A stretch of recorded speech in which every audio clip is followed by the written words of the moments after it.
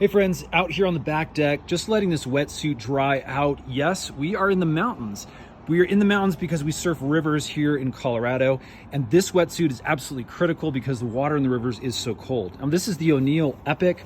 It is a what I would call budget-friendly wetsuit, and it's been one of my favorites I've ever owned. Super, super good. It's got really nice knee protection. You can see it's got this crypto knee pads right here that really helps us against the rocks that we encounter in the river. Again, we need a nice durable wetsuit, and this thing has lasted now. This is my third season in this suit. Absolutely has held up incredibly well. Love it. The only minor thing is I can see a little bit of the glue discoloration around the chest piece here. You're gonna get that obviously after lots of use, and then obviously drying this in the sun, you can get that discoloration as well. But overall, the wetsuit is warm. This is a 3-2. It's really easy to get into. It's got the zippered up back area. The collar really doesn't leave any kind of a rash. I don't wear any kind of a rash guard or anything underneath here.